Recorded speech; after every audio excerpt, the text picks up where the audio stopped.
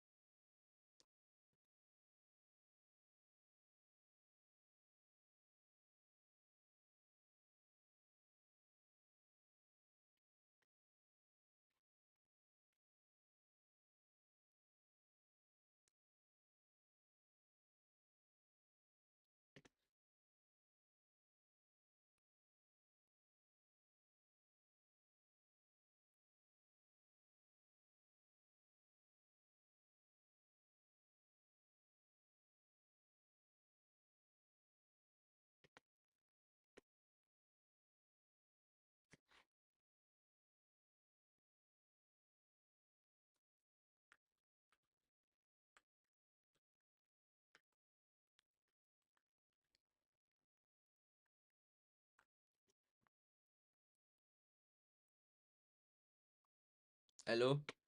I'm still waiting for people to join, and then as soon as they've joined, we are going to start fully. Still waiting for people to join. As soon as they've joined, we're going to start fully.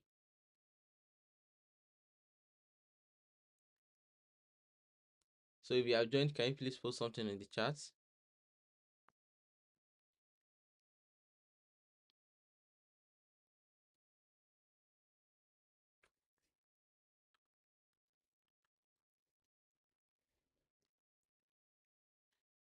I need more people to join. We're presently on 3 people. We're able to get to 10 people before we get started.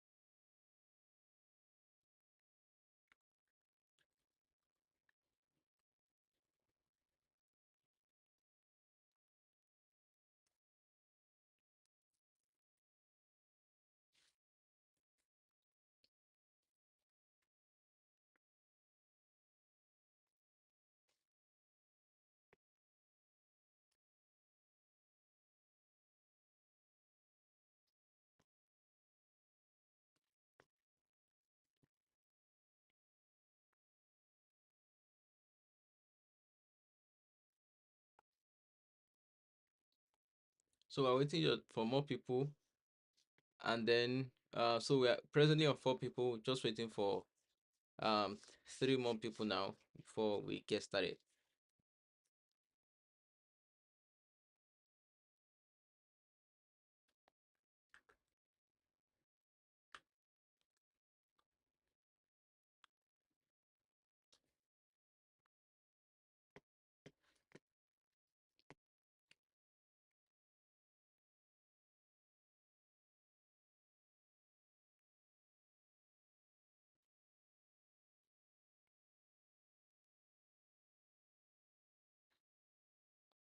So I just wait for more people. As soon as we have more people, we are going to get started.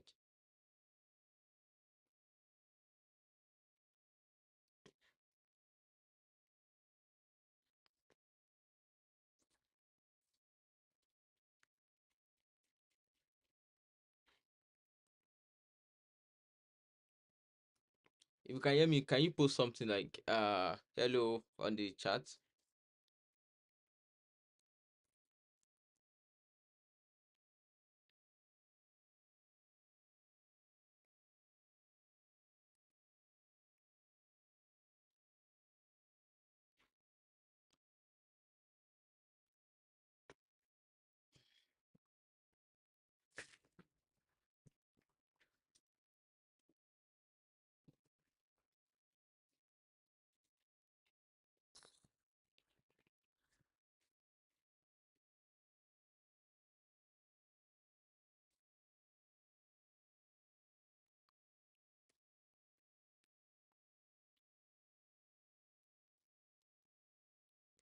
Can people post like hello on the chat so we can get started?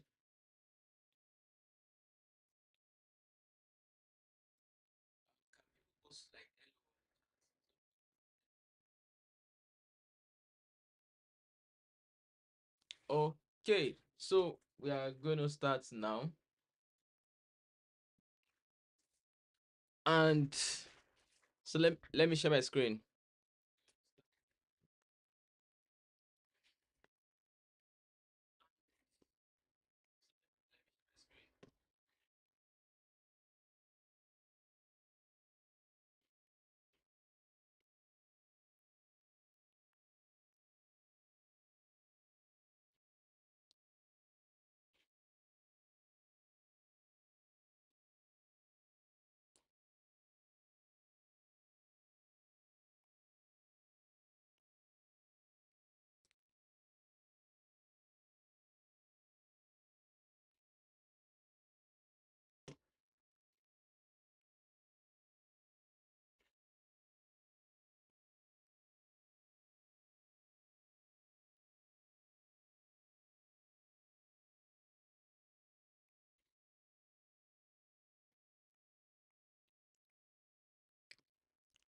All right.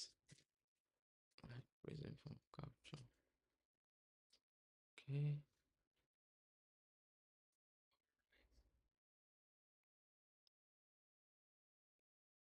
And we are good to go.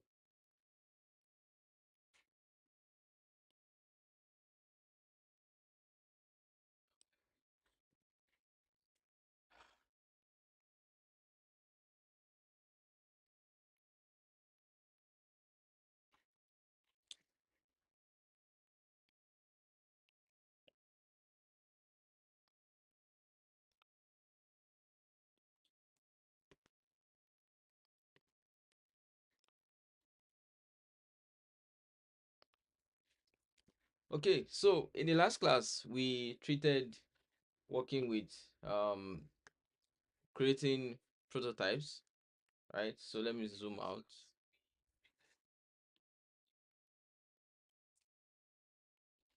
So let me zoom out, and we have the present prototype here. Okay, like so. Now uh we have this present prototype here. But now today what we want to discuss instead is how do we now take this design to become high fidelity. Okay, so today being the last class, so you've gone through the entire workflow of like um understanding what user experience is, understanding what research is, and everything like that, and then how to like gather data and so on and so forth. So now today we are basically looking at, okay, so I have a wireframe. How do I convert that wireframe into high fidelity design?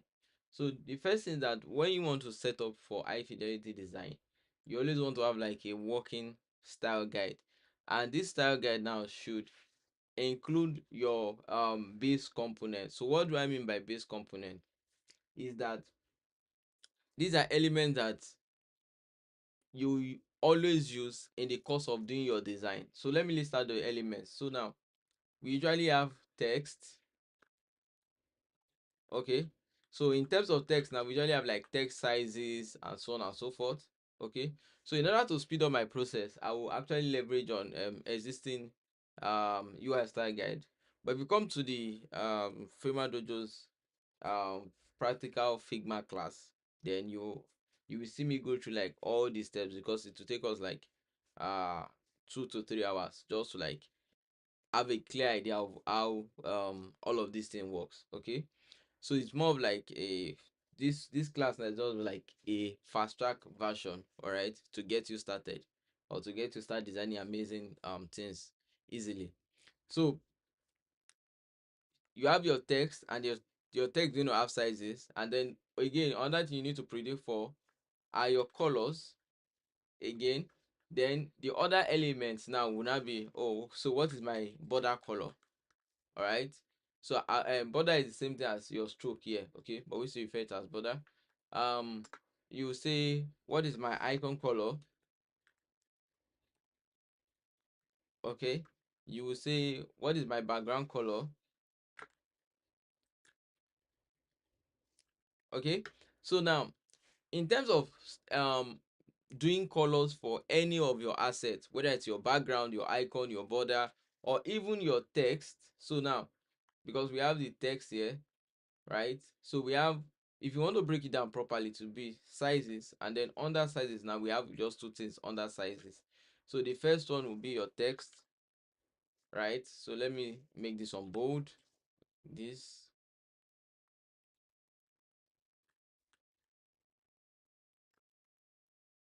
so the first one will be your text, and then the second element under sizes will be your spacing. Okay, so and then under, after that one now, we now have color, right? Now please, it's about to get complex very quickly, so just pay attention. So you have color. So under color now again, you now have text. Okay,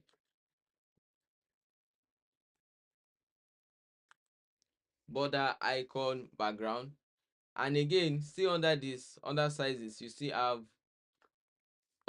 your border, as well as your, so text, spacing, border, image size. Okay, and then under colors you have text, border, icon, background. Okay, very very important. So now in terms of spacing now, this is where you start seeing things like medium, um um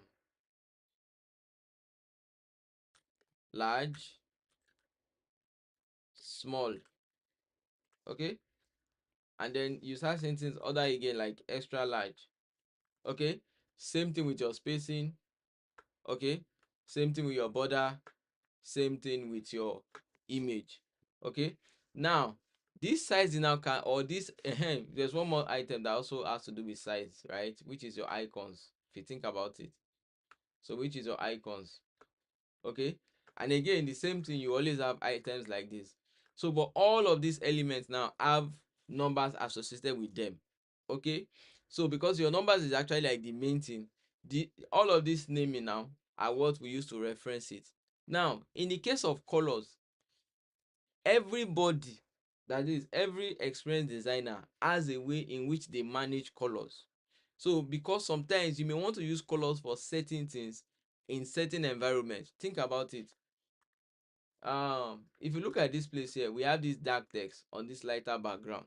Okay, and then sometimes you may have another different situation whereby you could have like this background now, this background has this dark element, and you can see your text will not be showing, right? So you want to do like maybe an inverted version. Okay, so you want to do like maybe an inverted version. So that's where it start getting complex, because what we are trying to do here is actually create a system, and that system now is known as your what, your style guide. Then your style guide now is actually under what we call a design system. Okay, this design system is a is simple, but it's kind of like a complex topic for beginners. So I don't want to talk about design system and not confuse people. I just want to go to like, oh, what's the most basic thing that you can do in order to graduate from this introductory class, right? So which is what, setting up your style guide. There's a lot of tutorial videos on setting up your style guide, right? But what this class is going to give you is going to differentiate slightly in what you will learn from maybe free YouTube or other courses style guide. Okay, so but this will give you like a better or proper foundational system that you can use to build up when you start going to like creating a design system, right? So if you attend our advanced class, you will have access to um working or building something out with a proper design system. So without much without much further ado, let's just go on. So now we've established the fact that when you want to create your style guide, the two most important things is that you need to determine your sizes, you need to determine your colors. Okay, very important. You need to determine your sizes, you need to determine your color. Now there's a shortcut for this thing, right? So I'm just going to borrow from existing style guide from the community and just break it down so that I don't have to be doing everything from scratch. Okay, so let me just quickly log in. to my community page, and then I can search for Radix, right? So Radix is a design system, and they have like themes, which is what I actually want. Okay, and then I want to make use of their style guide. Uh, Frame Dojo.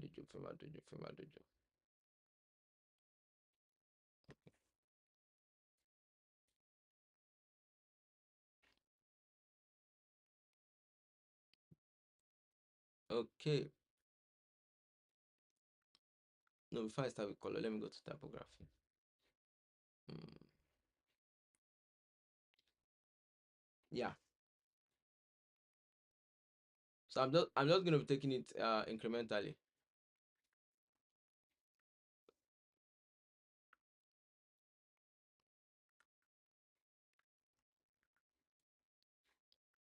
Okay, so it's always good practice to have like a different page. If you are using a free plan, then just create it in such a way that it will not disturb you. All right. So it's currently pasting into the new file, and we have this. So the very first thing is when you are setting up your style guide, that you need to set up your what, your spacing skills. It's very very important that you set up your spacing skill, and we've established the fact that your spacing skill should literally be around maybe 2 points grid system, 4 point grid system, or 8 point grid system. Okay, very important. Then once you establish that, this is how you are going to set your steps now. So you could have step 1 to step 9, and where you have like 4 pixels as your base value, 8 pixels as your next value, 12, 16, 24, 32, 40, 48, 64. So what this will now in turn mean is that when you are setting up maybe your font sizes, your text sizes, and so on, it should be around this range. Okay, so take for example, I just did an handoff for, give me a second here. I'm just going to take a quick screenshot from this platform. Yeah. Yes.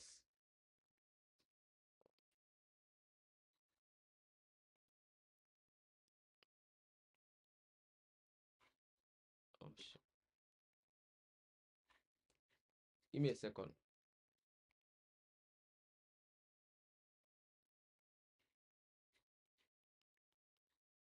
Yeah.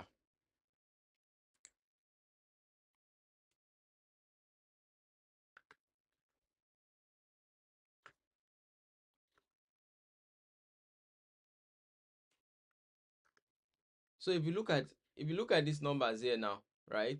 So this is how we set our textiles. For me, this is where I set my textiles, right? Because I always like everything like, oh, big, bigger, smallest. Do you understand? So the same thing. So for me, whatever is the most important is what I call primary, secondary, tertiary. Okay, so that's why I set up or name my own textiles. So what does this mean now? I know everything sounding a little bit complex very quickly, but like let me try and break it down for you. Say you have this entire page now, and you want to just work on the front alone. So instead of having to like style this one, style this one, style this one, style this one over and over again, right? You could just do it once and then it works for everything. Now if I click outside like this, now you can see what we call something here called local styles, right? So the local styles is where you store all your elements. So say for example, I want to add one type of text size now, okay? And we've established from this spacing here that we have 4, 8, 12, 16, 24, 32, 40, 48, and 64.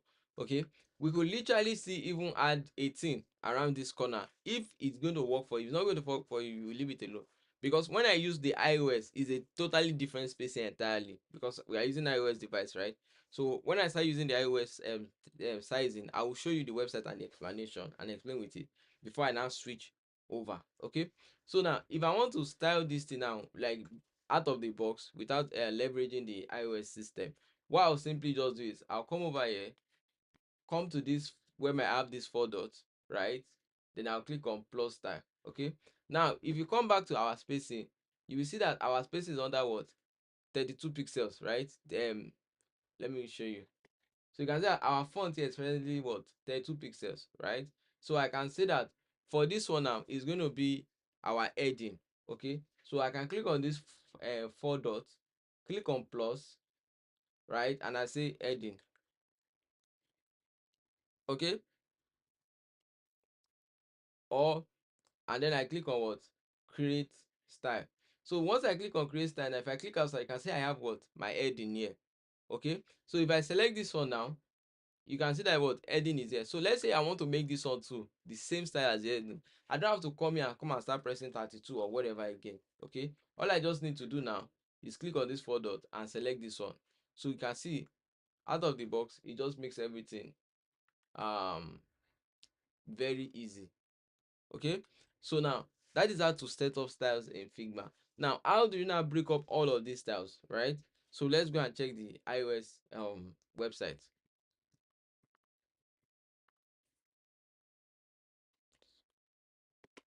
So if you go to, if you say go to Google and search for human interface design, then you click on this section here, so the human interface documentation. What you want to do is go to foundations, click on it, and then you want to go all the way to the bottom where you have typography just before writing. So click on typography and then you look for the device that you're trying to design for. So in our case here, we're trying to design for a mobile, right? So we'll scroll all the way down till we find mobile. Okay, so now by default, I want you to see something. You can see this place here, it's called extra small. Okay, then if I scroll down again, you can see this one is for what, iOS or iPad. If I keep scrolling down, and then you have AX1, I will explain what it is shortly. Then you have your what, your macOS. And so all these ones now is for people that are using MacBook, and then people that are using television. Okay, and then this is the people that are using iPhone wristwatch. Okay, favorite tech, I'm going to explain how you can remove your local stars when you've added it. Okay, so now then you have your iOS, your watch OS. So the people that are using Apple smartwatch, right? So they have that there. Okay, same thing and so on and so forth. So the ones that we want to work with is literally this one here now. So you have to go back to the first iOS, which is this one. Okay, and then here you have your what, your extra small. We are not working with extra small, we are working with default. Now the reason why they have all these other sizes, I don't know whether when you have used an iPhone before, an Android before, and then you go into your settings and you change the text size because maybe it's too big or it's too small for you, right? So that is what all this one is for. So this default is literally saying when you want to design, this is what you should design with in your mind. Now this is the way they set up their style. So I'm going to do all of this manually, so you see how to set up the styles. If you come to the advanced class, I will teach you how you can create your own custom font size for the business. Okay, for the business or for the product you are working on. So if I screenshot this now and I come over back to this place here, so if you notice it, it's still literally almost the same thing when you say, oh, medium, large, small, extra small. So you can see you have your what, your large title 3, headline, body, call out, subhead, footnote, caption 1 and caption 2. Now all of these items here, the way all of these styles are being named, they have their specific use cases in which you use them. Very important. They have their specific cases in which you use them. Okay, now so how do we set up these styles and how do we remove these styles? So very quickly, we'll start with the first one. So if you want to remove your styles, make sure you're not selecting anything so that you can have access to this. And then you just want to click on settings. Okay, just right click rather, and then you can see what, delete style. So that is how you can delete your style. Now in this case here, now if you notice, I have lifestyle 2, there is only one. I have title 1, title 2 and title 3, right? I have headline, I have body, I have color, I have subhead, I have footnote, I have caption 1 and caption 2. So how do I make this thing make sense for me easily? Is that in any type of design, you will always have your heading and your body. Let me show you this website. So do you see, like, this is your heading, this is your body, this is your heading, this is your body. Let me see. This is your heading, this is your body. Okay, any website at all always have an heading and a body. So the way I always structure my own designs is such that I always like to have my headings in one folder, my sub my body in another folder. Okay, so your body is the same thing as your paragraph, while your heading is the same thing as your title. Okay, so that what that now means is that now if I start now, so I'll say okay, the first one is what, 34. So how do I add it? I need to take a text like this, set everything up, and mind you, that's why it's always important to read documentation. As a designer, you must know how to read documentation. Okay, because the earlier you are able to read documentation, the better you become. So if you say I don't like reading and you come to design, it's not for you. So you need to read and you need to consume a lot of information, all right, around design, around business, around users. So you need to consume a lot of information. That is why product designers get paid a lot of money compared to graphic designers. Okay, because the only thing they just need to learn is know their users, and know the users and know their design tools. They are done. Because the business requirement are the ones that are going to, or the art director is the one that is going to literally inform the graphic designer that, oh, this is exactly what we are aiming to achieve business wise, and then they instruct you as a graphic designer, so you don't get paid a lot of money compared to product designers.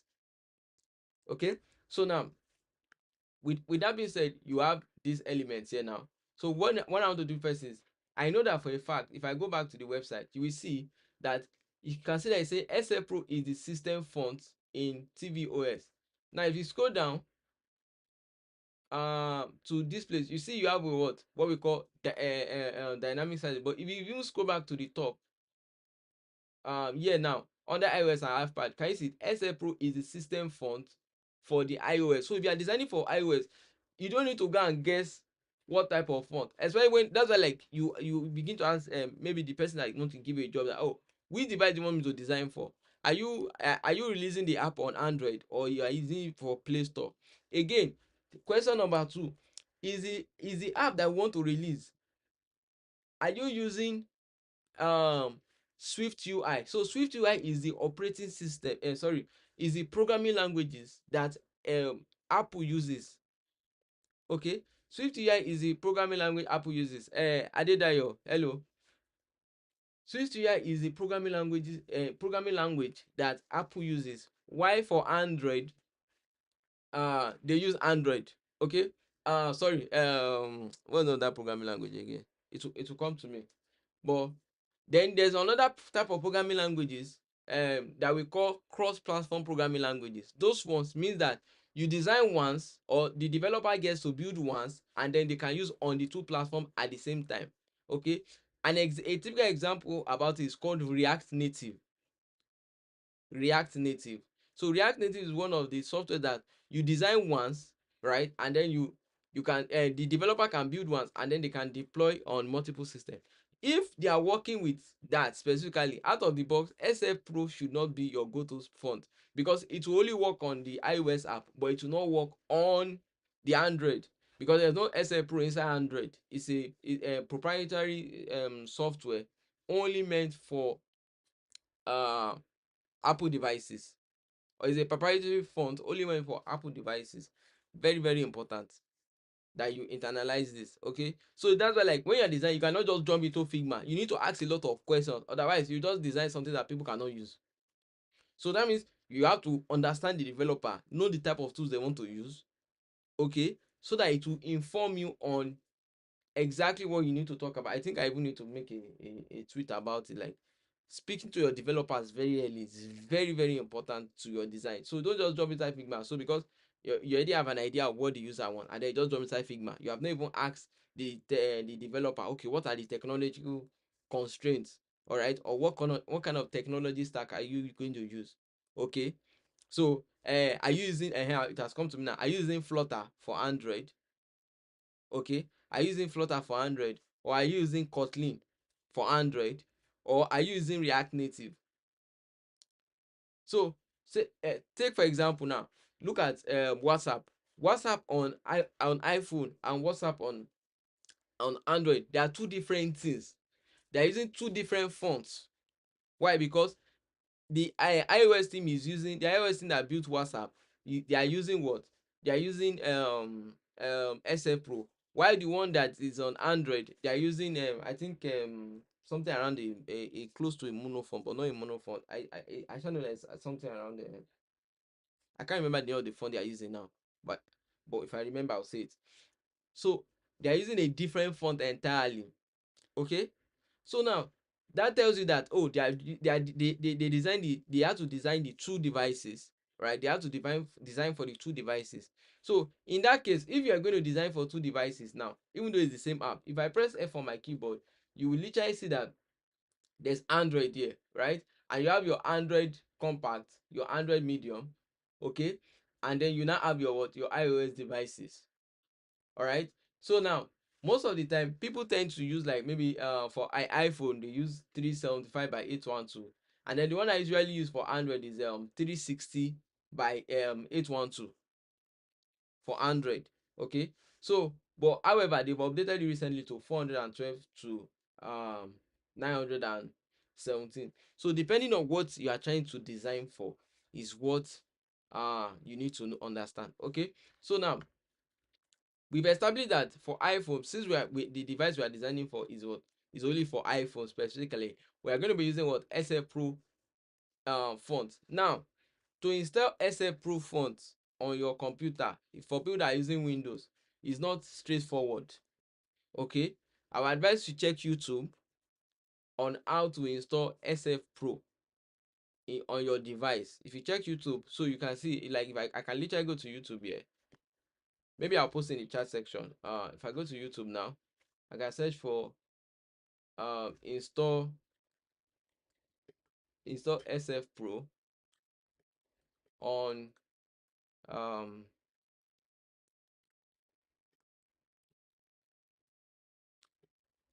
on my Windows machine. Okay, so you see different tutorials. Segway UI is what Android uses. Okay, so you can see tutorial videos here on how you can successfully install the font. Okay, so I'm going to copy this link and post it in the chat section.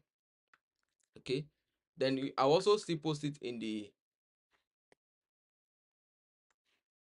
community as well.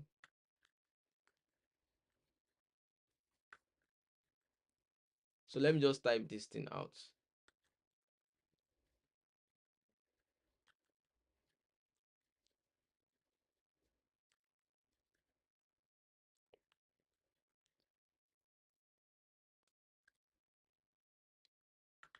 So I'm just going to post in the community channel because I cannot type this. It's too long. Let me see whether I can post it here. I can just join and post. Type this. It's too long. Okay. Yeah. So that's. Let me see whether I can. Okay. So now, moving on.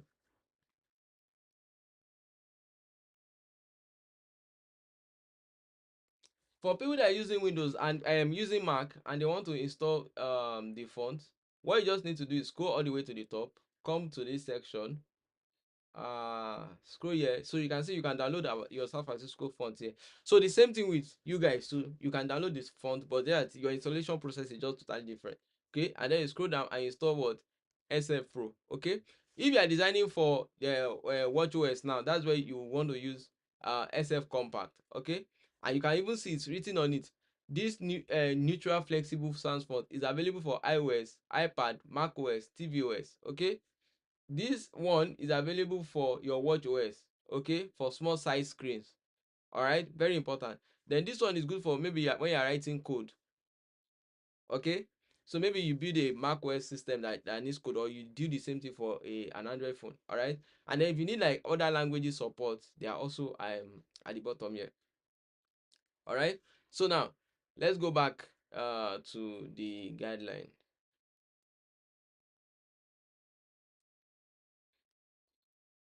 So I want to employ everybody to like go through this entire typography, read everything, hook, line, and center. Because the best way to learn is if you read. You need to literally read all of this, like all of these elements here, all the foundations. Make sure you digest everything in the foundations, all the patterns, components, inputs, technology. Like digest everything. That's the best master class you can give to yourself. Okay, go and look for other design system out there. This is one design system, but like I said, if I say I should start with this, we will not live here for the next 1 week. So That's why I'm just trying to like go straight to the point, to the ones that you can quickly use to start deriving value. Okay, so we've established what we need to use, which is what? The large size. Okay, the small sizes, that one is already automatic. Once you set it to this, the device already knows, and then it will just recreate it, right? So it's always good to work smart, not hard. Okay, so now let's set our styles up. All right, so first thing first is we have this, then we have this set to 34. So we are going to switch over to SF Pro. Okay, then now if you notice, we have something called weight. So this is your weight here. Okay, and you see our weight is set to regular. The point is the size, which is what? 34. And then you have your what? Your leading point. Your leading is the same thing as your what? Your line height. So I'm going to call this one 41. And you know the good thing about Figma is that Figma already knows the font. So once you start typing, is even before, just when I click on, once you click outside and you select this place, it will already show you the what the font size is supposed to be. All you just need to do is what? Press tab. So it's literally like a cheat sheet. Okay, so you just press 41. Should be shift enter, shift tab. No, just type it again, 41.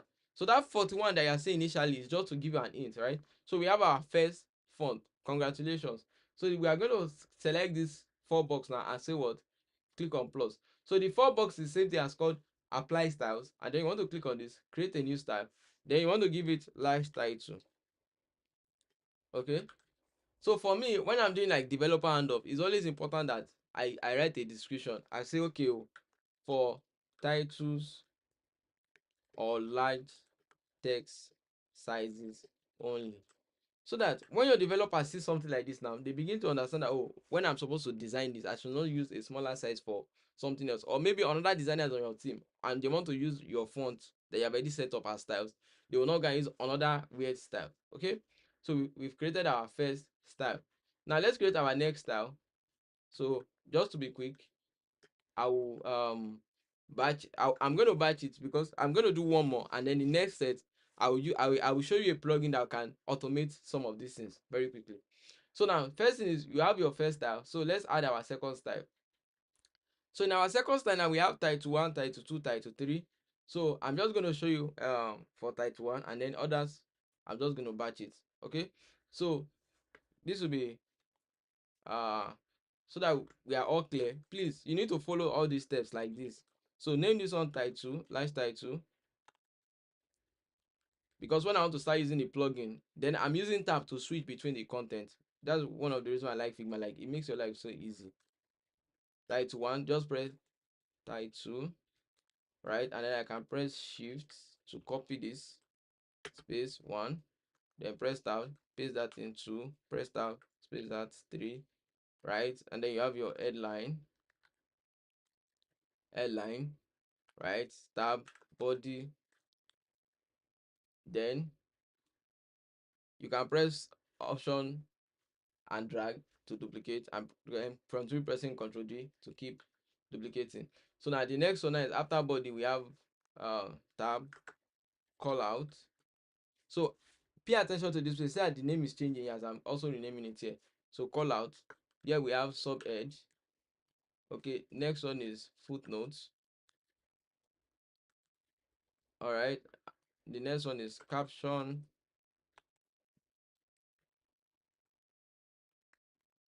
Caption 1, and then last but not the least is what? Caption 2.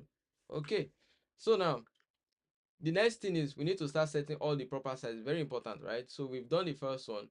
The second one now we need to, so all of this now, just to be fast, you can also unpin it from here. So sometimes you can create a style but you don't want to delete the style, you just want to remove it from your current font, so you can change it out, right? So I'm just going to unpin it, or you can click on this one to select the other styles that you will add. Okay, so I will just unpin it like this. Okay, so once you've unpinned it, now the next thing I just want to start doing is start adding everything one after the other. So for this one it's going to be 28, and when I erase it, I click outside. If I select this one again and I click this place, you can see it will give me the closest point. So it says the next one is what? 34. So if I look at my leading point now, is what? 34. All right, so we do that. The next one we have is what? 22. This one is what? 28. The next one, 20. I hope I've not missed anything. 20 to 25, right? Then the next one is 17. 17 to 22. Next one, 17. 17 to 22. The next one will be 16. 16 to 21. The next one will be 15 to 20. The next one will be 13 to 18. The next one will be 12 to 16. The next one will be 11 to 13. Okay, so we have all of this now. So, but notice I didn't talk about the weight. So let's go and look at the weight. So all of these first three to the fourth one is all regular. So let's check. One regular, regular, regular, regular. So the only thing that we need to adjust is the headline, right? So let's do that. So make this one semi-bold. Okay, and when we are good, so let me show you again just to reiterate. So now let's say I want to add this one as another style. I'll click on this one here, right? Click on plus, and then I'll give it the name. So the name is going to be title space 1. Then I'll say for secondary title. Okay, click on create style. So once I create the style, I already have my title 1. So now just to be fast, I can select every other thing like this. Come over, make sure that all these names are correct like this, because if they are not correct, it will not work. Oh. So I'll click on this one, and then I'll come over to plugins, and I'll search for styler, styler. Okay, and then when you're on styler, you can click on this, and then to ask you, do you want to extract styles, or do you want to generate styles, or do you want to apply styles? What I want to do is I want to generate styles. So once I click on generate styles, it will show you a model say 9 styles has been created successfully. So this is one of the tips and tricks to what to speed up your process. So if I click outside now, you can see all my styles has been generated successfully. So just to make things tidy, I will now start rearranging them. Okay, so I'm going to select all of these three. Then I can put everything inside a folder. Right click, add new folder. Okay, and then I'll say title. Same thing with this one too. Add new folder, and then I'll say caption. Okay, so if I click outside like this, click on this, so now you have your what, your body, your footnote, and so on and so forth. So but all of these other ones here now. So I have my title first. My light title will come. Where do you go? So I'm going to put my light title inside this place.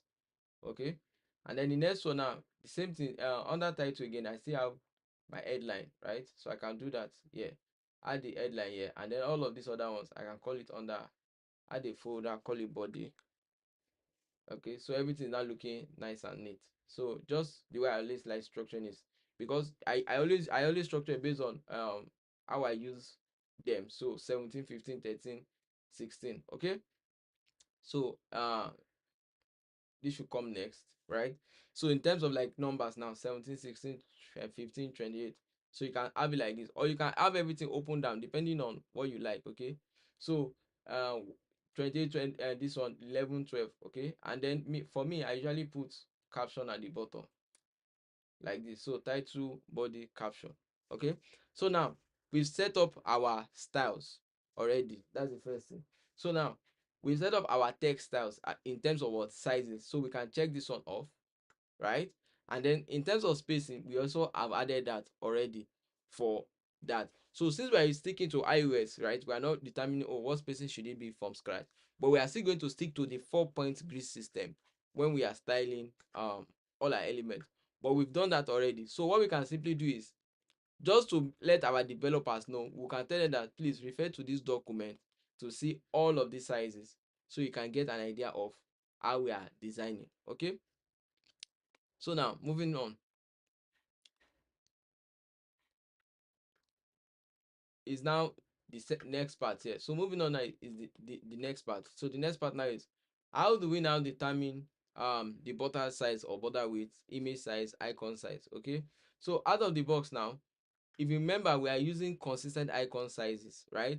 So because we are using consistent icon sizes, we are not really going to stress ourselves about it, but we can do maybe one or two or three. Okay, so if you check here now, what we have here is we have 24 pixels. Do you notice it? So sometimes in certain designs, sometimes you may have like two or three icon sizes. So how do you now set it up if you are going to have like two or three icon sizes? So what we usually do is this: you take this one, right?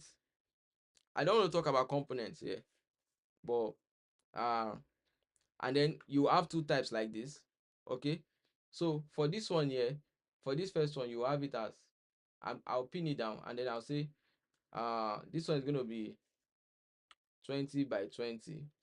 Okay, very important. But sometimes this thing may not work properly like this. So what I usually do is I usually use the scale tool. So I press K and change this on to 20. Okay, so now the only issue that it has is that if I check this one now,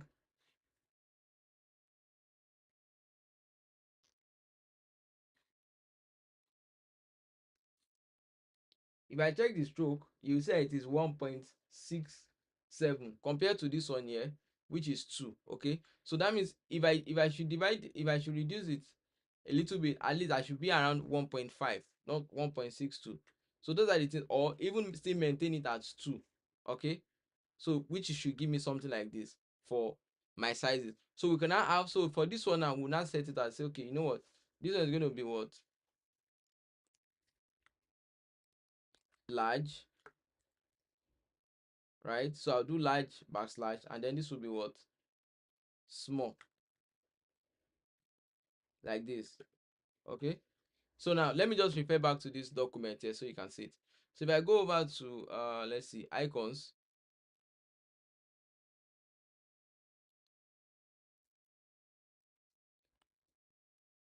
so I come over to icons. Now you can see that here now they are using what, 15 by 15 pixel size icon. Can you see it? So they're only using one type of size icon. So sometimes your app may need maybe two sizes, right? And you can see everything is listed out here. Okay, and notice that everything is a component. So how you know something is a component is when it is in color purple instead of color blue. Okay, but like I said, I don't want to talk about components in this class. If you join our paid classes, you would have access to learning more about that. Okay, so now moving on, we've set up the styles for, so you can even call this one styles, right? And then you can, so if you are for those of us that are managing space, so we can have this one here like this, come over here, right? Also have it next to this one here. So, and it's always very good, it's a good practice to make sure that you have all your elements in place. Let me see.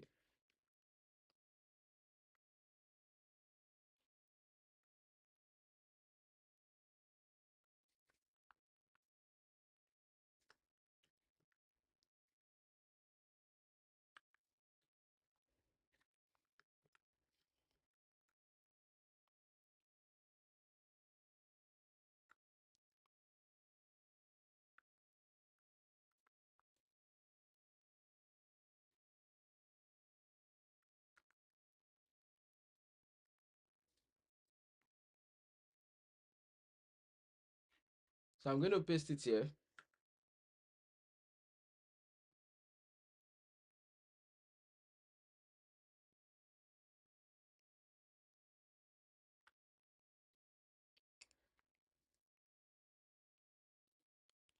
This may just be a little bit lazy, but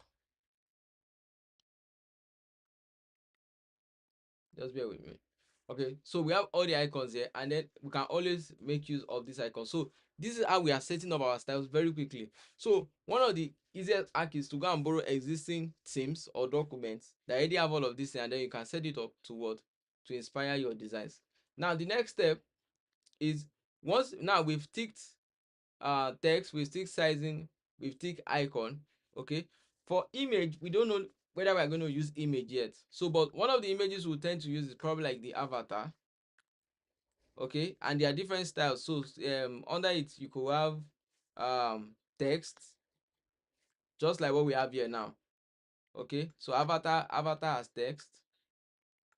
So avatar as text. Please pay attention. Avatar as image. These are the two types of avatar we used to use. Then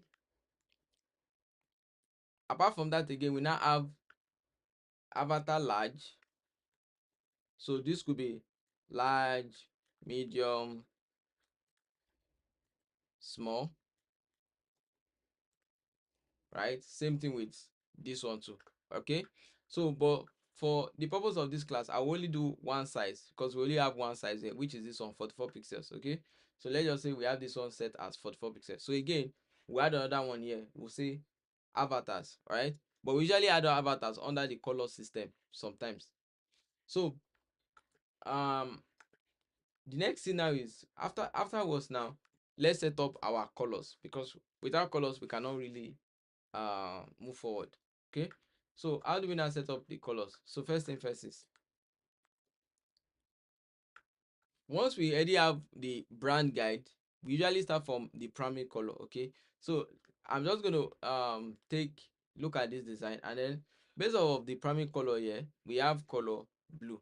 Okay, however, there isn't like a different image in the background. Okay, so let's just say we have color blue.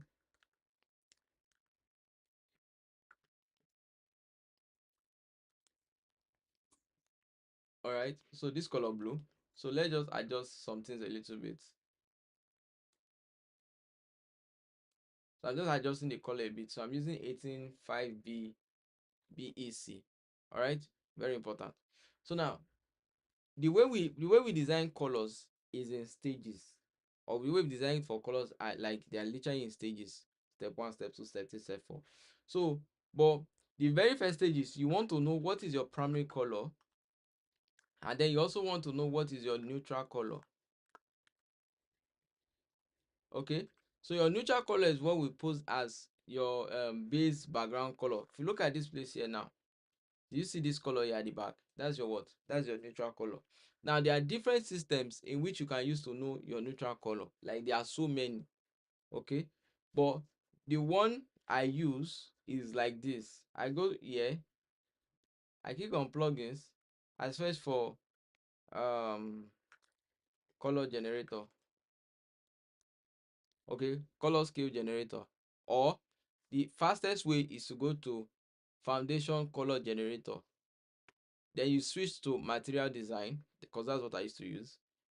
Then you see this color here. I'm just going to copy this one and paste in place like this. Okay, so it will give me all my colors, right, in terms of the range. So what I usually do is I can create it as styles. Okay, but the truth of the matter is you are never going to use all of these colors completely. That is where variables now come in. Okay, that's where variables come in, but in this program we're not discussing variables at all. So but for now I'm just going to click on create styles, and immediately, just like that, you are going to have your styles added here. Can you see it? Just like that. So but I'll change this one to primary. Okay, and then click on create styles. Then I can delete this one here. Okay, then take that out of this folder. So I've already set my primary. Now how do I determine my neutral color? You see the very first one here? I'll select it. I can come over here, copy this one like this, go back to reload this place, come back here to material, right, and then paste that first color there. So that will now give me this range of colors to work with. All right, so now this time I'm going to call it what? Neutral color. And then I'm going to create styles. Okay, so these are my neutral colors. All right, very important. So with having this now, if I want to have all of these documents spelled out in my page, what I can simply do is I can go back to foundation color again. So in this foundation color, do the same, like repeat the same process. All right, so you have this here. You just need to click on palette, and it's going to give you the full color palette that you can show your developer. Okay, same thing with so this one, sorry, let's call it neutral. palette. Okay. When you start building a full-fledged design system, that's when you take advantage of these tokens. But because of this class, I'm not going to talk about it. I know there's a lot of things I'm not talking about, but because it's complex, so it's like something you have to do incrementally and gradually. Okay. So you have your neutral colors. You have your. So let's establish our uh,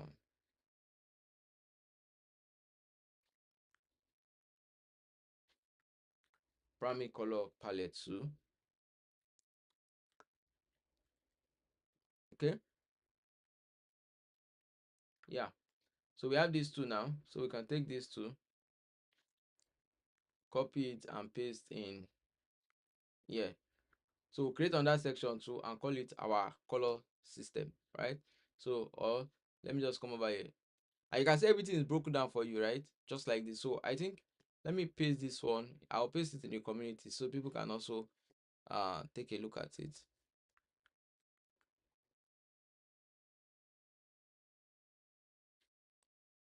Yeah, so I paste it in the WhatsApp chat. Say WhatsApp in the, what is it called now? In the chat section of the YouTube. Okay, so you can have access to it. So you can see that here now, if you look closely, you have all your color scheme broken down for you from your gray all your color scheme from beginning to the end, right? Then you now have the main color system. Now these colors are what we call system colors, that is, it's embedded into memory, so you can borrow it, you can choose to borrow it or not. However, if you look at this now, you can see we have our accent. Accent is the same thing as your primary color, and then you have your neutral. Your neutral is the same thing as your gray colors. Okay, very important. And you can see the documentation. This is the most dominant color in your theme, that is, what is the most popular color in your entire design, right? And then this one is used for what? Can you see it? Border, text, background, non-interactive elements, and so on and so forth. And then we have semantic elements. Semantic elements are elements you use when something happens. Okay, say for example now, if somebody forget their password and you want to show through an error, right, you use what? Colorette. So we are doing what? Semantic. So when something happens, that is when we use semantic color. We don't just use that of the blue. For example, when you do make a transfer and the transfer was successful, you will notice that what? You will see maybe a green icon or a green notification and say, oh, your transfer was successful. In terms of yellow, sometimes you will get a warning label. Warning, there's an error that may occur in the course of performing this action, right? You get that as yellow. Okay. Another one is uh the your second type of neutrals, or your second type of semantics, whereby let's say they want to perform an action and then you just want to just throw a simple alert without alarming them. Okay, you can also do make use of what? Make use of this semantic color. So that is how you do it. And then again, sometimes you may also want to use like your alpha variant. Alpha simply means opacity. What is opacity? When you want to make something transparent, that is what we call alpha variant. Because, and this is why, this is how we derive alpha. Now if you click on fill and you click on this, you see this first one here is called what? R. You see this second one is called G. You see this third one is called B. That is red, green, blue, alpha.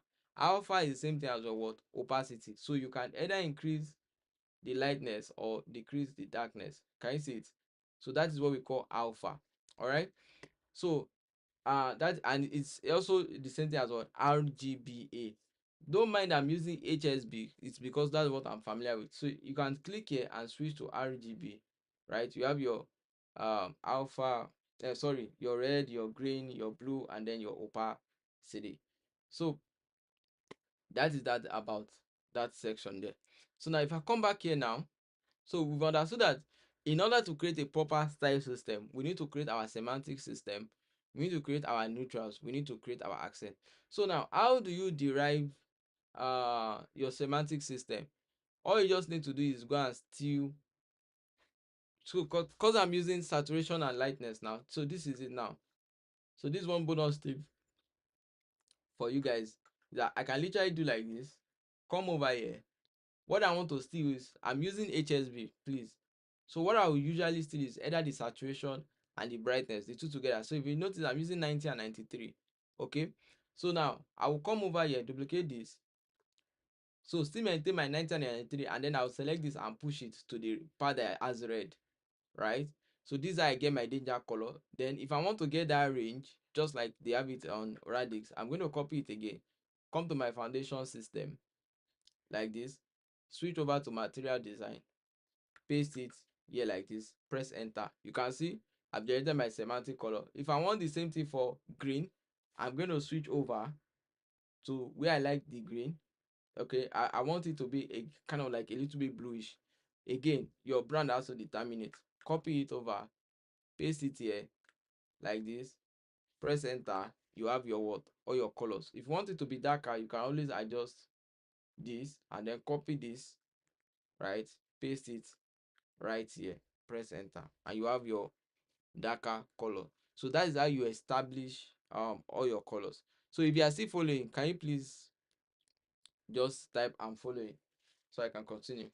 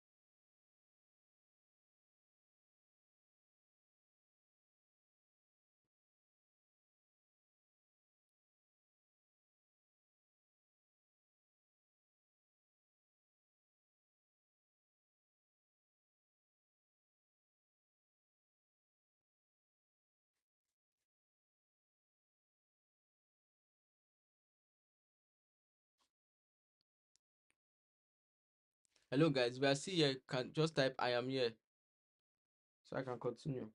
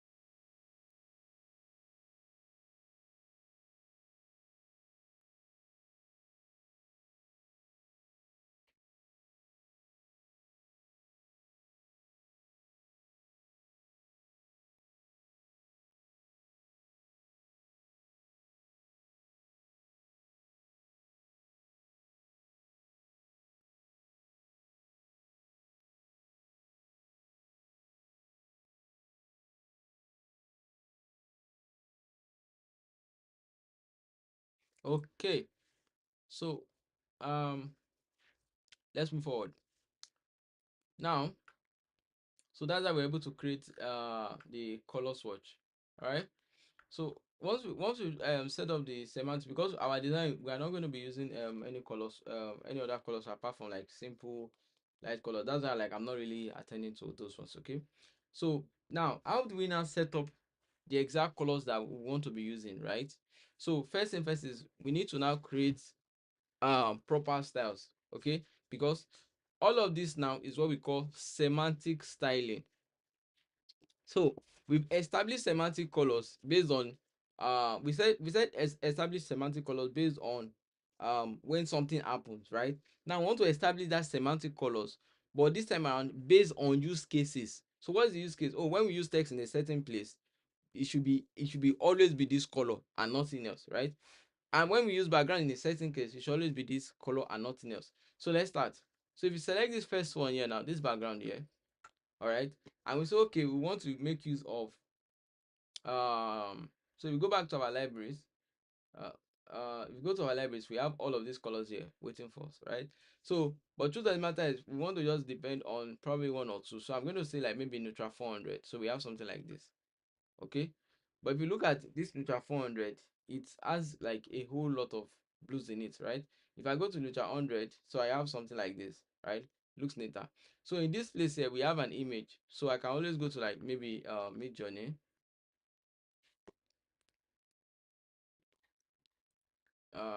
to generate an abstract image,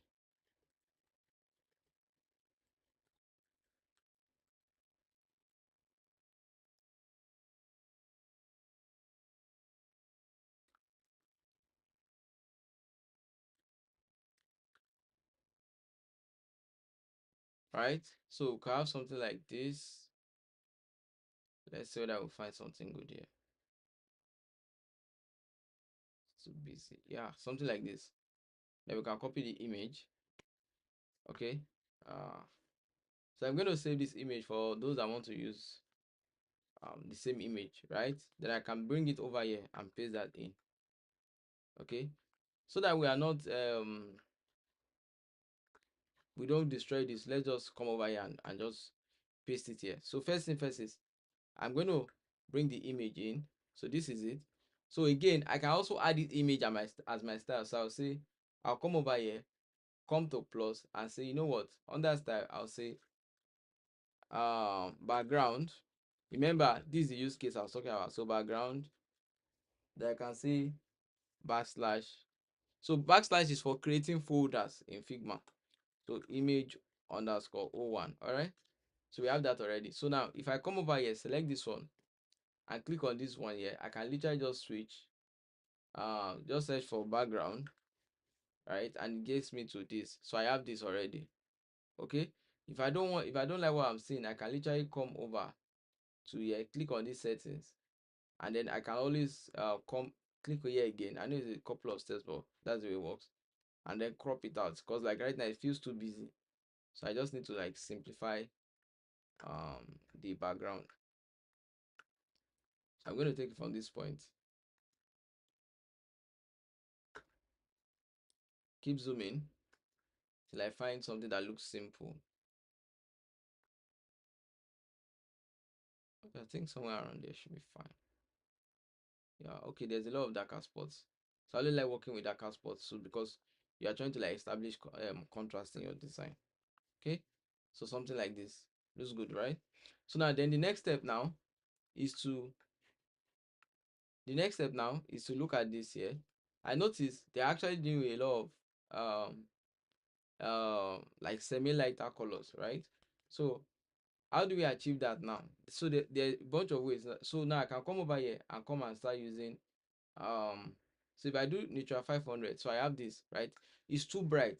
So this is why I say you can also create your system around alpha colors, right? So I'm going to ungroup this one. I'll select this one again, right? And I can say okay, I'm using this for my icons, but it is the container of my icons, right? So I can say plus, I'll say style, and then I can say, because again it's still a background, right? But I can say background, all right, background, and I can say icon container, all right. Then I can say alpha. So let's say we have like multiple items. So I can say alpha and say alpha 50. So why I'm saying alpha 50 is because I want to drop this one to 50% like this.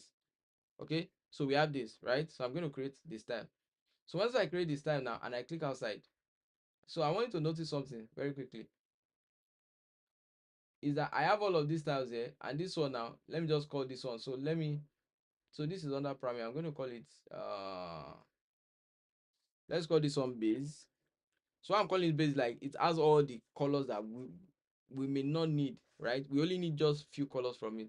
So this base now, I'm going to select all of this, group them together again, and then call this one primary. All right, then I can close it up. Okay, so we've set up our background color. Okay, so however, if you want to change the icon color of this one now, right, and I click on, so if you want to have access to this element, you can always over here and click on this, takes you to this place. So then what I can do is I want this one to be pure white, right? So first thing first is, even though I don't want to use pure white, I can come over here and say, okay, I want to use base, right? This primary 550. But I will not always remember that I'm supposed to use this color when anytime I'm supposed to use an icon, right? So how do I fix it? So I'm going to first check it like this. Come over here, click on plus, and then come to style, call it icon, and say backslash 50. Okay. So now, not backslash 50, sorry. Call it primary. So because this is like our most vibrant color. Okay, so I'm going to call it primary and click on create style like so. So now easily now I can come over here, click on this. I know that this is supposed to be a background, so I'm going to just type background. Okay, and I know that my background now is going to be this icon container, right? I'm done. I can come over here, click on this one, search for what icon, because it's an icon, and then I can have access to what my icon primary. Very easy, very easy. So for this one now, I'm going to click here, search for background. All right, background container, and then for my text, now I don't have any color for my text yet, right? So let's fix that. How do we fix that? Same thing. If we already have text style, right? So let's just use our text style. So here is what title 3, so we're going to use that. Okay, and then now we can now press Ctrl B. Okay, and then I can center everything like this. Okay, so once we have that, now I noticed something already, that for our search too, we can use the same thing as this one. So I can come over here, search for background, and click on what alpha 50 like this. Then for this one here, for our text, right, we're using SF Pro, so we are switching the word headline, and then we can change the color. So now if you look at, if we search for text, we don't have any text color yet. So let's first pick a color that we know that we'll be able to use for our text color. So I know that for a fact we can use primary, right? Because we don't want it to be too spelled out, okay, compared to others, right? So we can use primary in this case here. So again, I'm going to uncheck this one, right? And I can call it um text, right? And I can say this text is not like the darkest version, and again it's also on a white background. So I can say this is my text, and then it can be like my tertiary, okay, backslash, or just slash hyphen inverse. Okay, then I'll click on create. Remember, you can always add your description to all of these styles. So next up is this point here. So at this point here, now if I click on this, I can click over to libraries. Then again, for icon, I just need to search for my icon now. So if you look at it, I have my icon primary. So that's how you have this. Okay, so but right now this contrast is not working here, so I can simply go back and adjust the color tone. Okay, so if I switch over to HSB, I'm just going to adjust the saturation to like 12, right? And that looks a lot more better now. Okay, so these are, you'll be doing it till you are done. So again, I feel like it's too bright, so yeah, now I don't even actually need to use any opacity. I can just literally do something like this, 50% right here, like so. Okay, so you have that. So again, if you feel like this spacing is too much, you can always come here, click on adjust the settings, and then you can come and play with the percentage. So maybe -1, or in this case I'm going to use -3, right? So that everything looks more put together. So all those tiny adjustments will give your app a proper premium looking style. Okay, so now same thing for this one now. So if you look, remember that here now we don't have that shape, so this time around now we can remove that shape or just remove the background together. Select this one, make it what, here now we can make it, since it's a small item, so anytime that we are doing small item, that's why we use caption. Okay, so we have 12, but this 12 is too small. Okay, so let's use like a footnote. Then for our footnote again, we need to search for text, right? So right now we have text inverse. So instead of doing the text inverse, we can actually make it text primary, and I'll tell you why shortly. So this text primary now, we can even go on to use somewhere around here, like the full on white, right? For this, and then make sure everything is saved, right? But now once you said that, you will notice that immediately if you select this one, it's using the same text primary. So when you check it, it's still full pure white. Now next up now is, again, there's no background here, so I'm going to remove that. Select this one here, make it what, white, right? But again, we have a font style for it already. So if I search for text, I have my text primary already. So same thing for this one. So if you come back here now and look at this, right? Transparent like the other ones here, right? So I can literally come over here and search for icon, right? And search for what, icon background. Again, in this case here, if you look at this, right, we have use of what, icon container, right? So this time around now I can search for icon container alpha 50. Then select this one, change it to what, the text white, right? So I'm going to have this as text what, primary. Okay, and for this one now we are using call out. All right, and then we can press Ctrl B to make it bold, and you can see that this is it here. Okay, so to make it bold, then again, I'm just going to skip these icons, so by now I expect that you understand what is going on there. Or let me just take this and just use it to replace these ones. Okay, and then for this section here now, same thing.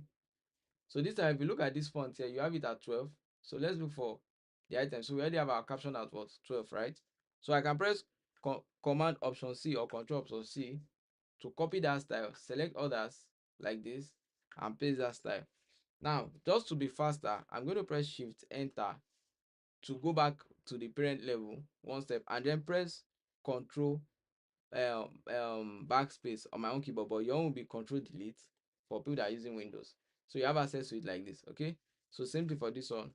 Now for the text color now, right, we are using the same word, text primary.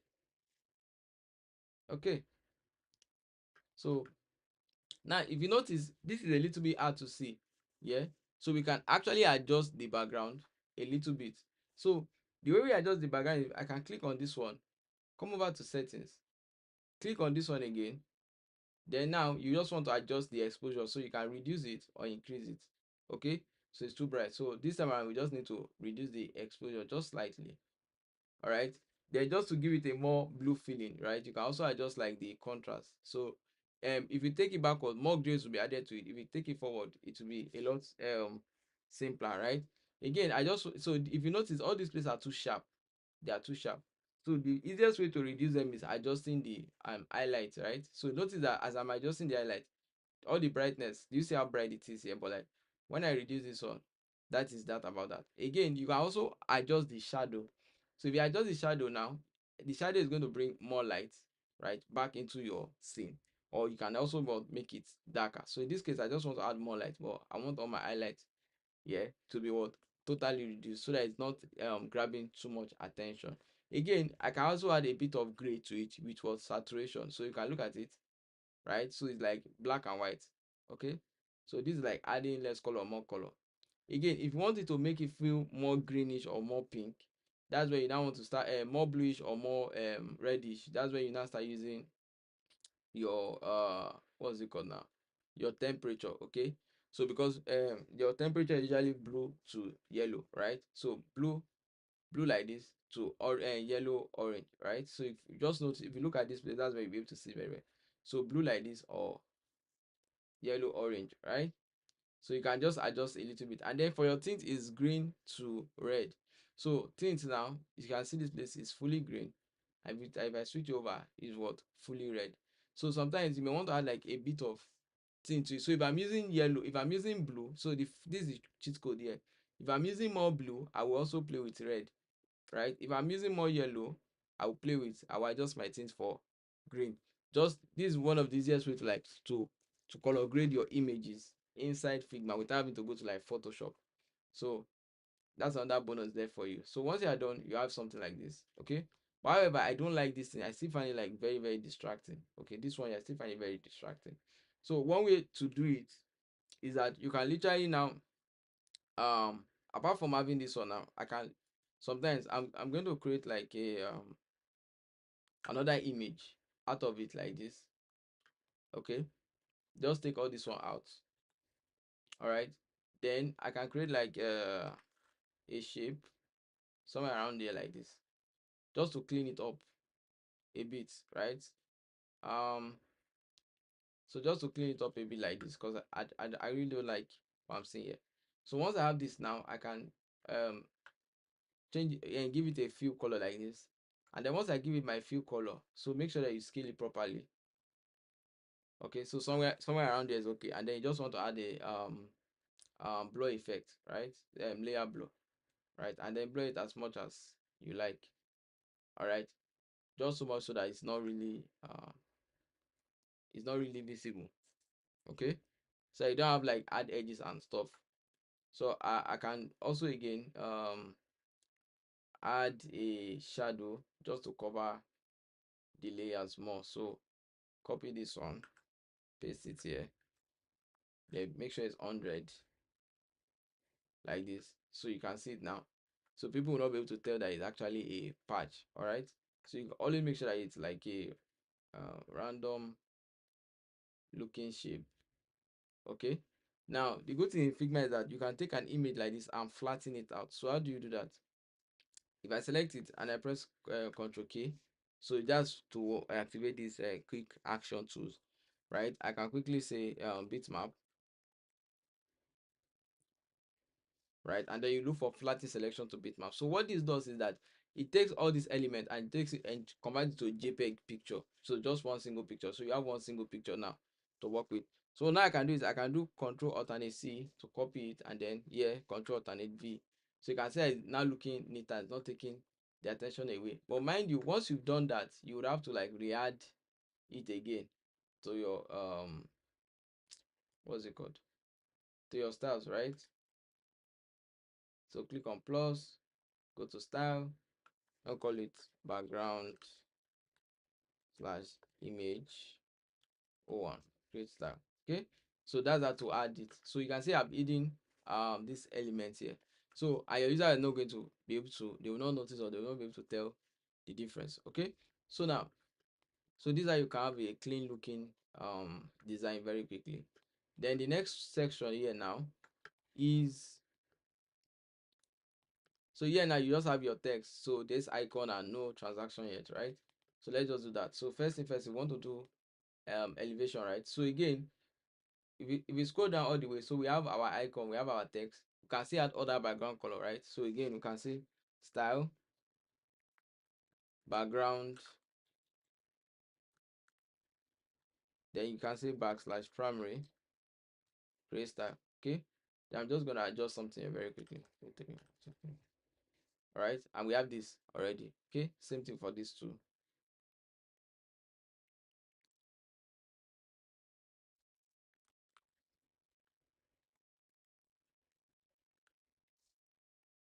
All right, so we have these two elements. Again, you can also add shadow, right? I recommend using beautiful shadow because it's very easy to control,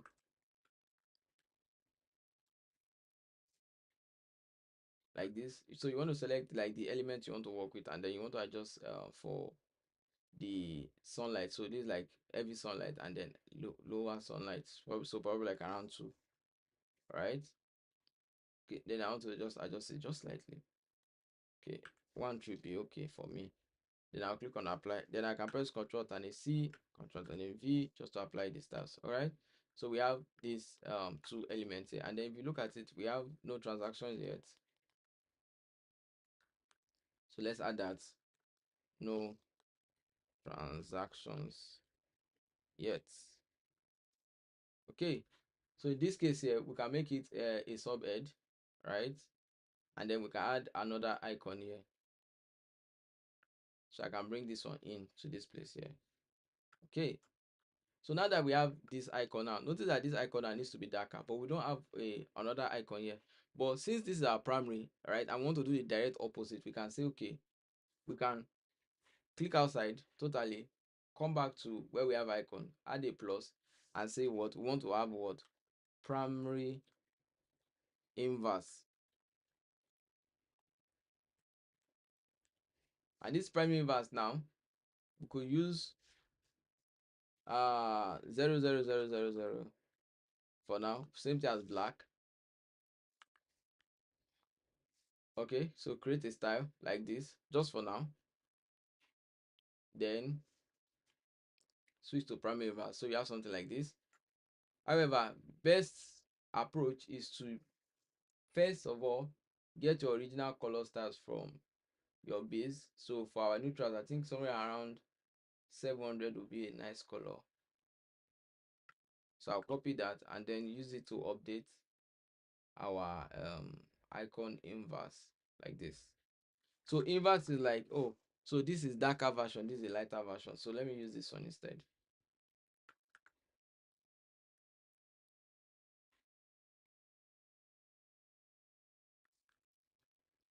Okay, yeah, so that's looking put together now. Okay, so we have our no transaction yet, as well as, so then the next one is now customize your home screen, long press, learn more, right? So let's just achieve that. Customize your home screen,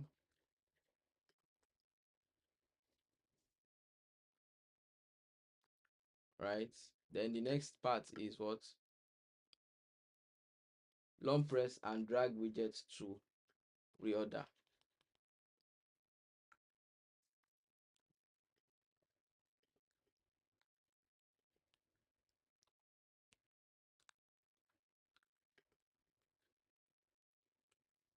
So out of the box, we're doing that this will be our what? Our subhead, and then this will be our what? Our footnote, like this. Okay. Then we can start changing the color. So if you think about it very well, so this will be our primary color, right? This can be our primary color, and this can be our secondary color. Okay. So now, if I select this one here now and come over, so we have our what? Text. So these are primary, right? So first thing first is that we need a primary inverse color. Same thing too. So I'm going to unpin this one, right? Uh, select this one, add a plus, come over to style, come to text, right? Primary inverse, right? And then use this.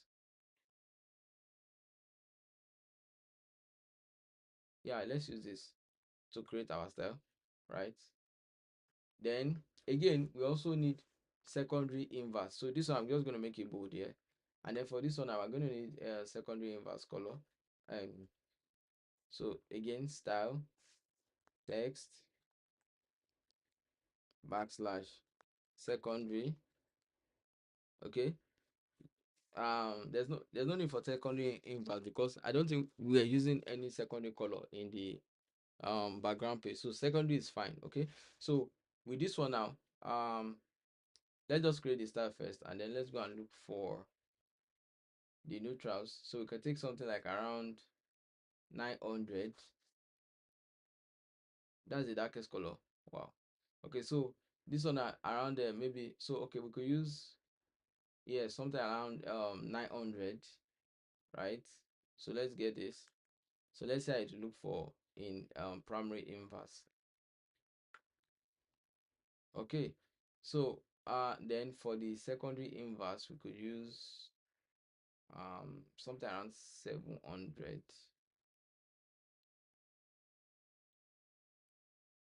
So in the advanced class, I will teach you how you can connect this one to your semantic styling. so that you don't have to like unpin it and be adding it one after the other again, because this feels like too much work. And then every time you want to add a color, it's always like extra load. Let me copy this one. So you can see I'm just testing out the color to see what will work. All right.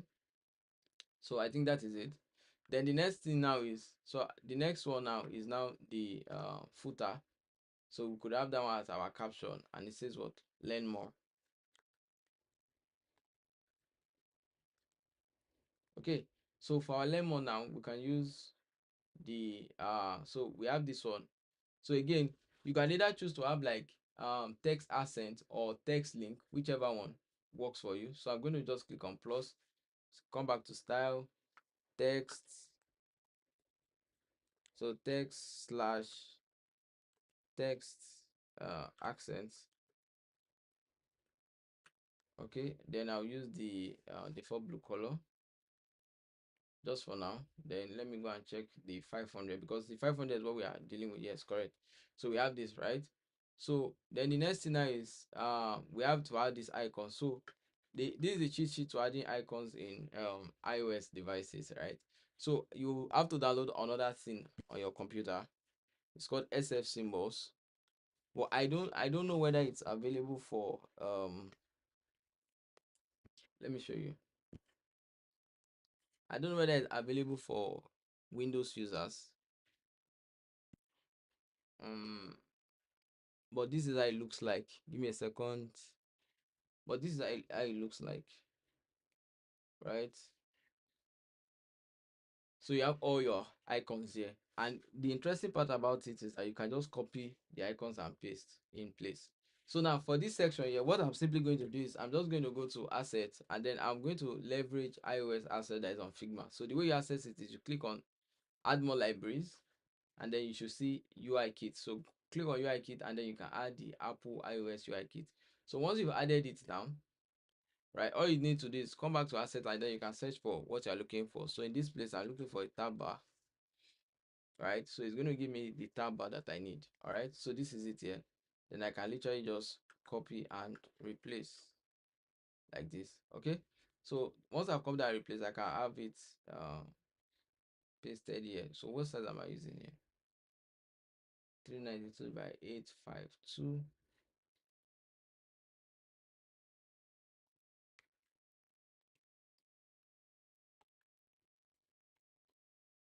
Yeah, so we have this here. So if I want to change all of, so if you notice, all of these things are components, right?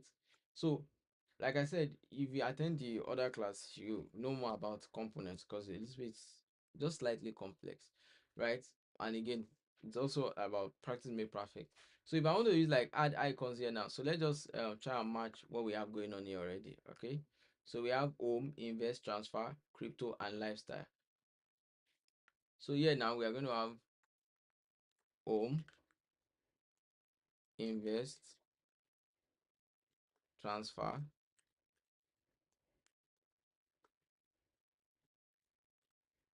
crypto, and lifestyle. See, very quickly. So these are the ways in which you can like leverage existing designs to quickly like speed up your design process. So the first thing now, so now I can come to the SF symbol and search for home, just an home icon. If I just say an icon that I'm comfortable with, so I'm just going to manage this one. So I'll copy the symbol, then come over here, paste that in like this, and I have this. So now the funniest thing that why I like it is because it's actually a font. So see, look at this font now. If I press Ctrl V, do you see it? So that's why I like using SF symbols, because it is a font, not an icon that you have to adjust and change and play with and whatever. It's just a font, right? And then you can always increase like the size of the font. But again, if you change it to another thing like Simo and everything, it's not going to show up except you're using SF Pro. So that's another thing to point out. Okay. So again, I can come back here,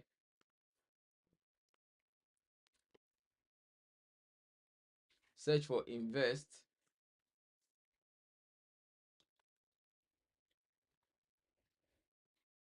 right? If I cannot see something invest, I can search for something in finance.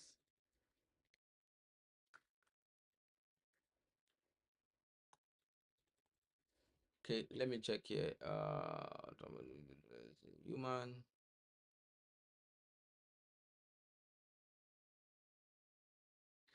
Okay, let's say graph or charts.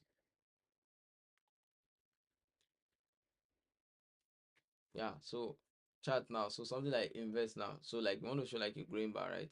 Um, so this is the style I'm using. So if you look at it like there's an hollow point here. So you also want to make sure that there's that level of consistency. Then the next one you want to find is exchange. See,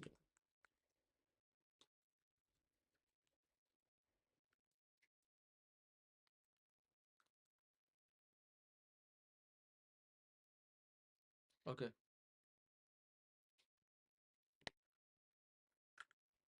all right, and then the next one is crypto,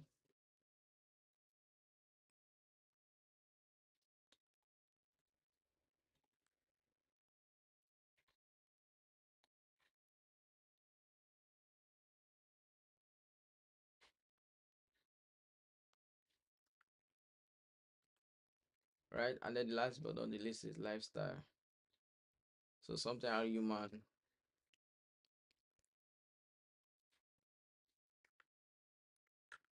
All right, and then you have this. Okay, so these are you can quickly add icons to your design. So for example, now this one now you have like touch and tab. So we could do let's just search for touch. Yeah, then we should have very nice things to work with. So just to give it a proper base, so something like this, copy symbol, come over here, right? Add your text, paste it in like this. Then you want to give it the color. So remember we have one color here already. Switch to, so now that I'm done, I can go back to removing the library from the file. Because once you add the library, you see a lot of bunch of things there that you don't want to work with. So um very important for you to know. So again, so we can use text accent, right? So we can plug that in. So again, if I click on this, uh, so there's this tool here. If you are not really good with auto layout, there's this tool that once you select the container, you can click on suggest auto layout and then to suggest the auto layout. So it's not like before that you have to like manually create all of this auto layout by yourself one after the other. So here I'm going to click on suggest auto layout and then it just suggests the auto layout. Okay, so if it's not very complex, it's just going to add a simple auto layout. Again, for this two now, I can press shift A, then select this one, set it to what fill container. So that is how you can create something very simple and straightforward, right, in Figma. So now based off of the lesson now, we've learned how we can create styles, we've learned how to document the styles, right, in this point here. So you can literally list all of your styles here. Okay, then you've seen how it is easy for you to add icons with fonts. Okay, and you can even do way or so much more with your um design, right? Now the final thing I want to teach you guys is that, so let's say you are done with your designs now and then you also want to showcase it. Okay, so what you need to do is, first of all, you want to create a frame, right? Because it's not good for your design to just be alone. So I suggest using just 1200 by 1200 like this. Okay, um then you want to take your design and place it like this. So now if you're using iOS, this is a trick for you. You can click on these four dots, make sure you add corner smoothing, right? And then now you can add your kind of smoothing that you want. So if I say 32, so it looks kind of, so I want you to pay attention, so it looks kind of good. So now if I click on where is it, so here now the best thing to add now is beautiful shadow. Okay, so I'm using Ctrl K. So I have this here already like this, so and it looks good already. The only thing is I don't like the color because it doesn't match the theme. So let's do that to match the theme. So I'm going to take the eyedropper tool to get the color that is going to match the theme like this, right? So this is actually too dark right now. So what I can do is I can play with the tint a little bit. All right, so I still have that slight color of blue. and instead of like pure black like this. So just like color blue. So somewhere around there looks super nice. Okay. So once you have that done, you can even like put it on an angle like this. Okay. So and then you can increase the how dark you want it or how clean you want it. So it's always good that make sure that your shadows are always super clean. Okay. So I'm just going to apply this one here. So this one around 12 is just fine for me. So I'll click on what apply. So I have this designer and I like what I'm seeing already. So what I can simply go on to do now is make sure that everything is centered properly. Okay, and then sometimes I can add like maybe a stroke here, but this time around I don't like this 32, so maybe I can increase even a little bit more. All right, so somewhere around this level. Okay, so once I have this now, again I don't like my background to just be like one color, so you could do like a gradient like this. Okay, but again you want to make sure your gradient is matching the color of your shadow, so very important. All right, so you have something like this now. So let's play with this ever so slightly. So you can have something like this. All right, so it's very subtle, but it makes your design come out sharp and clean. So now the final thing is you want to export it, right? So again I can just say so I can center it out like this. Then I can say, okay, you know what, I want to export this as um as a PNG, and then you want to make it 3x. Very important. Don't do 2x or 3 or 4x, and you'll be fine. And then you click on what? Export design. Okay. So once you click on export design now, okay, so I'm just gonna put it on my desktop like so. So I have that already. So if I come back over now to say I'm going to log in on my X and come and add it over here, right? So I'm just going to select the folder it is in. Oh God, sometimes I hit my Mac.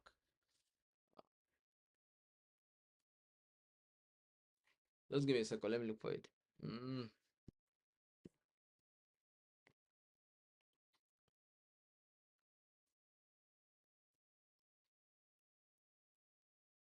Yeah. Okay. Let me add. Let me just add something to it. So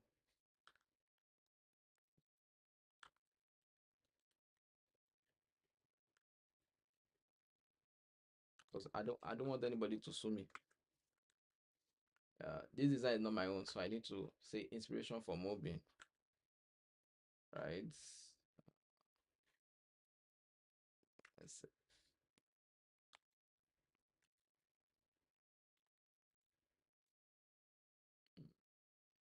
I didn't install the monofont. Please give me a second. Let me install the monofont, or let me just search for any monofont here.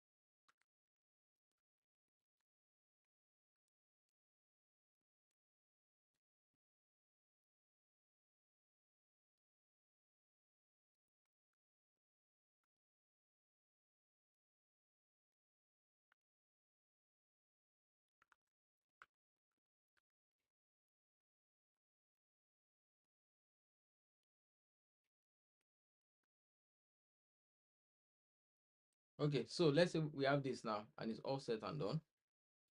Yeah, so we can see shrink this down because I don't want to be sued. Uh,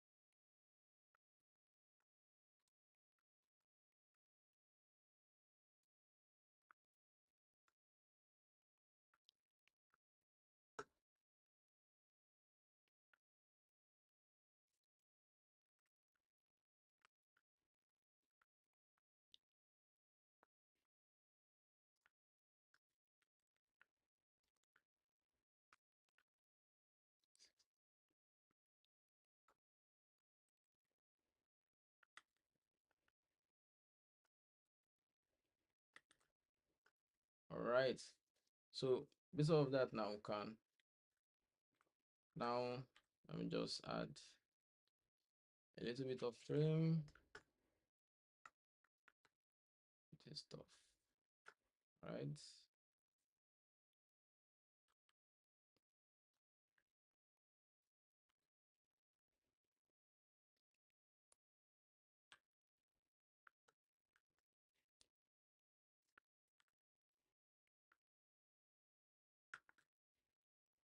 So I'm just adding some stylistic feel to it now. That's all.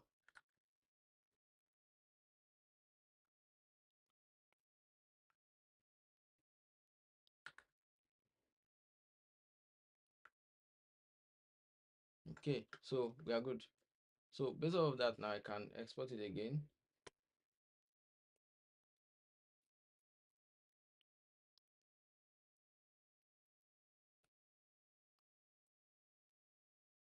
Uh, yeah, call it save. Okay, then now I just need to find the design. So I think it's called design. So I just need to find it.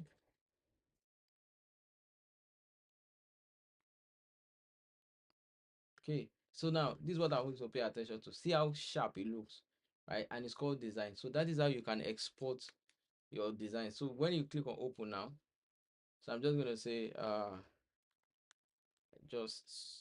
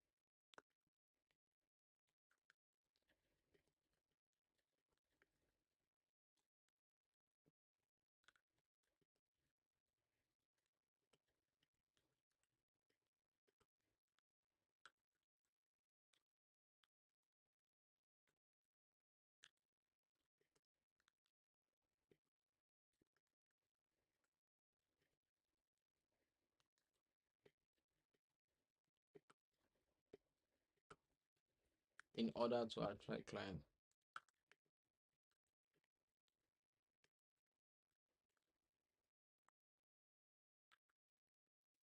right? And then once you're done, for Twitter, you don't need to put hashtag or whatever, all of those things, right? And you can see I created inspiration from Mobin. So